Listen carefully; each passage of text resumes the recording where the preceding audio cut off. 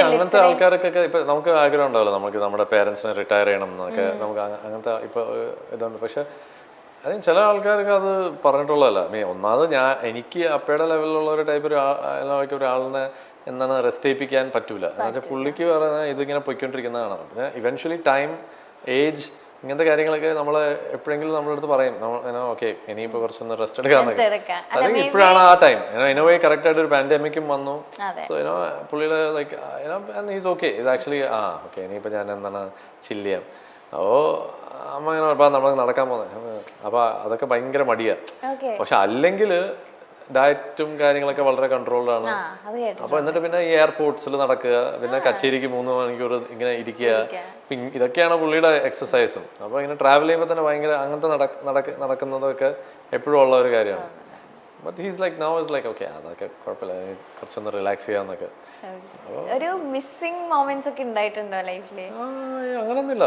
Like ഇപ്പൊ ഞാനും എന്റെ ജോലി അത് തന്നെയാണ്. അപ്പൊ അതൊരു അണ്ടർസ്റ്റാൻഡിങ് ആണ്. ലൈക്ക് നമ്മൾ ഇങ്ങനത്തെ ഇതാകുമ്പോഴത്തേക്കും വിൽ ഹാവ് ടു. ഇപ്പൊ എന്റെ പിള്ളേരെ ഞാൻ അതുപോലെ എത്രയോ മിസ് ചെയ്യുന്നു. എൻ്റെ ഒരു ഡിഫറൻസ് എന്ന് വെച്ചാൽ ഞാൻ കുറെ ട്രിപ്സ് പ്ലാൻ ചെയ്യും എങ്ങനെയെങ്കിലൊക്കെ. ഒരു സമ്മറെങ്കിലും ഇപ്പൊ ഞാൻ അവരായിട്ട് അമേരിക്കയിൽ പോയി, എന്നിട്ട് അവരവിടെ കുറച്ച് നാൾ അവരുടെ കൂടെ ഉണ്ടായിരുന്നു. അവിടെ അപ്പയുടെ അമ്മയുടെ അവിടെ വിട്ടു.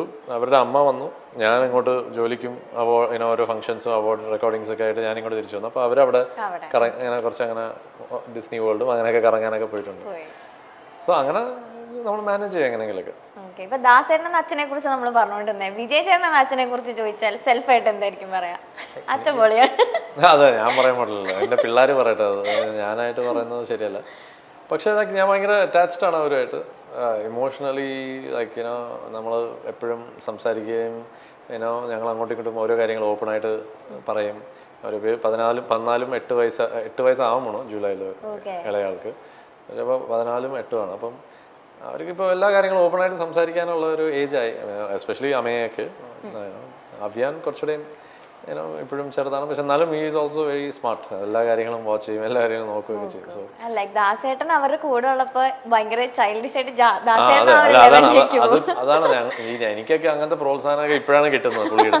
പക്ഷെ അതെന്താ വെച്ചാൽ ഞാൻ പറയാ, നേരെ മരുമക്കൾക്ക് എന്താണ് പ്രോത്സാഹനം ഭയങ്കരമായിട്ട് വാരി കൊടുത്തു, കുഴപ്പമൊന്നുമില്ല. എനിക്കൊക്കെ ഇത് കുറേ നാളെ ഇപ്പൊ വളരെ എന്തെങ്കിലും പാട്ട് ഇറങ്ങി നീ ആ പാട്ട് നന്നായിട്ട് പാടി, അതിനുശേഷം എന്തായാലും അങ്ങനെയൊക്കെ. പക്ഷെ വളരെ റെയറായിട്ട് ശരിക്കും ഇഷ്ടപ്പെട്ടാൽ മാത്രമേ പറയുള്ളൂ. ഇപ്പൊ മാമൻ എന്ന് പറഞ്ഞ റിലീസായ പാട്ട് റഹ്മാൻ സാറിന്റെ, അപ്പൊ അത് ഇറങ്ങി. അപ്പൊ അതിങ്ങനെ എല്ലാവർക്കും ഭയങ്കരമായിട്ട് ഇങ്ങനെ നല്ല റിപ്പോർട്ടായിട്ട് ഇങ്ങനെ പോയിക്കൊണ്ടിരിക്കുക. അപ്പൊ അവിടെ അമ്മ ഇങ്ങനെ വിളിച്ചു, അപ്പൊ വിളിച്ചു, ആ പാട്ട് ഭയങ്കരമായിട്ട് ഇഷ്ടപ്പെട്ടു എന്ന് പറയാൻ പറഞ്ഞു എന്നൊക്കെ പറഞ്ഞ്.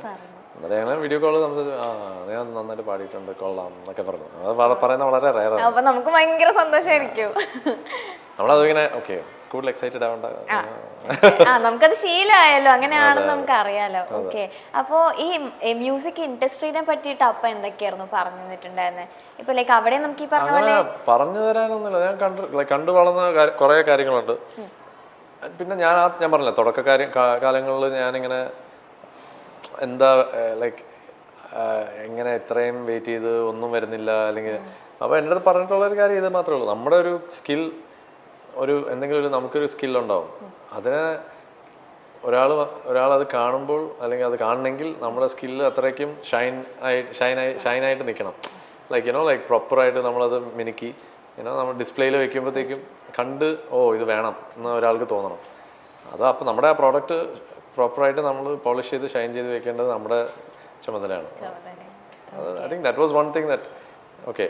അപ്പോൾ നമ്മൾ ഇപ്പോൾ പറഞ്ഞ നമ്മളൊരു യൂഷ്വലി എന്താ പറയുക, ഇൻസ്റ്റാഗ്രാമിൽ നമ്മൾ കാണുന്ന കുറേ പോസ്റ്റുകളാണ് മൗണ്ടൻ സക്സസ് എന്ന് പറഞ്ഞിട്ട് വെള്ളത്തിന് മുകളിലുള്ള ഇത്രയുള്ളത്. പക്ഷേ ഇത്രയൊക്കെ ഉണ്ട് hard work, difficulties, ups and downs, എന്താണ് ഫ്രസ്ട്രേഷൻസ്, എന്താണ് എത്രയോ കാര്യങ്ങൾ അതിൻ്റെ പുറകിൽ, ആരൊക്കെ അതിൻ്റെ കൂടെ ഉണ്ടെന്നുള്ളതൊക്കെ.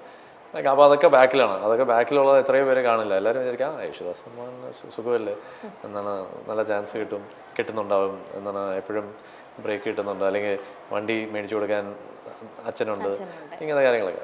അതൊക്കെ സിമ്പിൾ തിങ്സ്. അതൊക്കെ നമ്മൾ ഇരുന്ന് ആലോചിക്കാൻ പോയി കഴിഞ്ഞാൽ വിവോണ്. ഞാൻ ഇതൊക്കെ പറയുന്നത് only because that is what most people like ഈ ഒരു നല്ലൊരു വലിയൊരു അച്ഛനുള്ള ഒരു ആൾക്കാർക്കൊക്കെ ഫേസ് ചെയ്യുന്നത്. ഇപ്പുറത്തെ സൈഡിൽ they talk about nepotism and അങ്ങനത്തെ കാര്യങ്ങൾ ഓൾസോ. ബട്ട് ഇതിൻ്റെതായിട്ടുള്ള ഡിഫിക്കൽട്ടീസ് ഇതിനുമുണ്ട്, അതിൻ്റെതായിട്ടുള്ള ഡിഫിക്കൽട്ടീസ് അതിനുമുണ്ട്. So it's part of life. അല്ല ഇപ്പൊ ദാസേട്ടൻ തന്നെ പറഞ്ഞിട്ടുണ്ട് കഴിവുള്ളവനെ അംഗീകരിക്കണം. അത് എല്ലാരും പറയുന്ന കോമൺലി പറയുന്ന ഒരു കാര്യമാണ്. അപ്പൊ ദാസേട്ടൻ എടുത്തു പറഞ്ഞൊരു കാര്യമാണ് കഴിവുള്ളവനെ നമ്മൾ അംഗീകരിക്കണം എന്നുള്ളത്. പക്ഷേ ഇപ്പൊ ചേട്ടൻ നേരത്തെ ഇപ്പൊ നമ്മൾ സംസാരിച്ചിരുന്ന പോലെ കഴിവുള്ള ഇപ്പൊ ദാസേട്ടന്റെ മകനാണെന്നുള്ള ഒരു അംഗീകാരത്തിലുപരി അങ്ങനത്തെ കാര്യങ്ങൾ ചേട്ടൻ ഫേസ് ചെയ്തിട്ടുണ്ടോ? ആ ദാസേട്ടന്റെ മകനാണെന്നല്ലാതെ വേറൊരു സൈഡിൽ നിന്ന് ഞാൻ ആലോചിച്ചിട്ടില്ല. പക്ഷെ അങ്ങനെയൊക്കെ സംഭവിക്കുകയാണെങ്കിലും ഇറ്റ്സ് ജസ്റ്റ് ടൈം. ഓരോ സമയത്ത് നമുക്ക് എന്തെങ്കിലുമൊക്കെ ഫേസ് ചെയ്യാനുള്ളത് നമ്മൾ ഫേസ് ചെയ്യുന്നു. And it's just that's it. Like നമുക്ക് അതിനെപ്പറ്റി കൂടുതൽ ചിന്തിച്ചുകൊണ്ടിരുന്നാൽ യു കാൺ ലിവ്. ലൈക്ക് ചിന്ത ഇല്ല എന്നല്ല ഞാൻ പറയണം, ചിന്ത ഉണ്ടായിട്ടുണ്ട്. പക്ഷെ sometimes you just put it aside and then you just focus on just enjoying and just enjoying life. അങ്ങനെ മുന്നോട്ട് ഇങ്ങനെ കൊണ്ടുപോവുക. Try to be happy, peaceful, അങ്ങനത്തെ കാര്യങ്ങളൊക്കെ. കൂടുതൽ നമ്മൾ അതിലേക്ക് ശരിക്കും നമ്മളെ വിളിക്കാത്തത് നമ്മളുടെ അടുത്ത് ഇഷ്ടമില്ലാത്തതുകൊണ്ടാണ്, അല്ലെങ്കിൽ നമ്മൾക്ക് ചാൻസ് വരാത്ത, ഇങ്ങനെയൊക്കെ ചിന്തിക്കില്ല എന്നല്ല, ചിന്തിച്ചിട്ടുണ്ട്. കുറേ വർഷങ്ങളൊക്കെ അങ്ങനെ ചിന്തിച്ചിട്ടുണ്ട്. ഈവൻ ഈ ഇടയ്ക്കും പോലും ചില പാട്ടുകൾ നമ്മൾ പാടാൻ വേണ്ടി നമ്മളെ വിളിക്കുമ്പോൾ നമ്മൾ മനസ്സിലായിരിക്കും നമ്മളെ വിളിച്ചത് ഓക്കെ. ഇപ്പോഴും റീസെൻ്റ്ലി ഇറ്റ്സ് ഹാപ്പൻ. നമ്മൾ പാടാൻ വേണ്ടി വിളിച്ച് അത് പാടിക്കഴിഞ്ഞ് നമ്മുടെ ഇൻഡസ്ട്രിയിലെ ഒരു ഏറ്റവും വലിയൊരു കുഴപ്പം, നമ്മുടെ എന്ന് വെച്ചാൽ മലയാളം മാത്രമല്ല, ജനറലി സിനിമ ഇൻഡസ്ട്രിയിലുള്ള ഏറ്റവും വലിയ കുഴപ്പം ഐ തിങ്ക് എസ്പെഷ്യലി ഇന്ത്യയിലാണെന്ന് തോന്നുന്നത്. ജനറലി നമ്മുടെ ഒരു കൾച്ചറിൻ്റെ ഒരു കുഴപ്പമാണെന്ന് തോന്നുന്നു. മേ ബി അതൊരു not in a negative way. അപ്പോൾ ജനറലി നമ്മൾക്ക് ഒരാളുടെ അടുത്ത് തുറന്നൊരു കാര്യം പറയാൻ ഭയങ്കര ബുദ്ധിമുട്ടാണ് ഈ ഇൻഡസ്ട്രിയിൽ പൊതുവെ. അപ്പോൾ ആ പാട്ട് നിങ്ങളുടെ വോയിസിൽ നമുക്ക് ട്രൈ ചെയ്യണമെന്ന് ആഗ്രഹം ഉണ്ടായിരുന്നു, പക്ഷെ അതങ്ങോട്ട് സെറ്റായില്ല. ഇങ്ങനെ പറഞ്ഞാൽ ആക്ച്വലി നമുക്ക് ഓക്കെ കൂൾ ഫൈൻ യുനോ, അല്ലാണ്ട് വെറുതെ കുത്താനോ അല്ലെങ്കിൽ എന്താണ് ഒട്ടും പറയാണ്ട് എന്നിട്ട് പാട്ട് അങ്ങോട്ട് മാറ്റി വേറെ ആരെങ്കിലും എത്രയോ പ്രാവശ്യം സംഭവിച്ചിട്ടുണ്ട്. ഞാൻ സ്ക്രീനിൽ ഇങ്ങനെ ആ പാട്ട് വരും എന്ന് വിചാരിച്ച് ഇങ്ങനെ നിന്ന് ലൈക്ക് ഫസ്റ്റ് 5 ഇയേഴ്സിലൊക്കെ തമിഴിലൊരു പാട്ട് ഇതുപോലെ ഒരു ഐ തിങ്ക് പ്രഭുദേവയുടെ ഒരു പടത്തിന് വേണ്ടി പാടിയത്.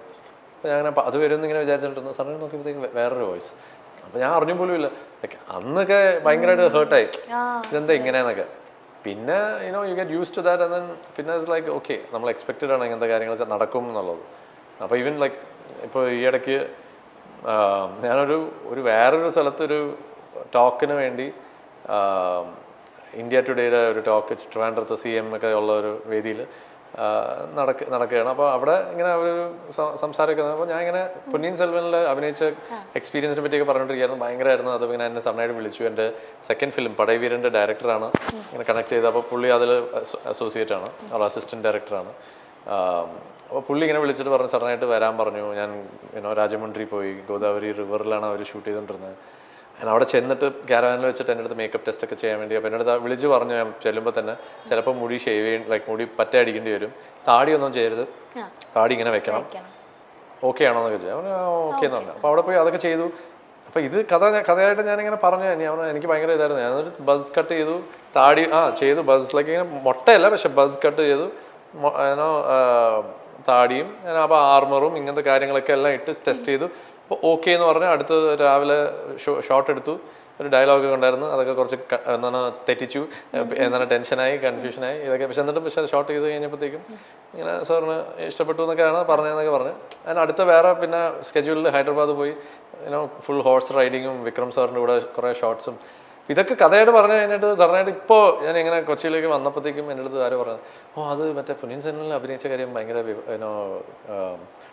എന്താണ് വിവാദമായല്ലേ,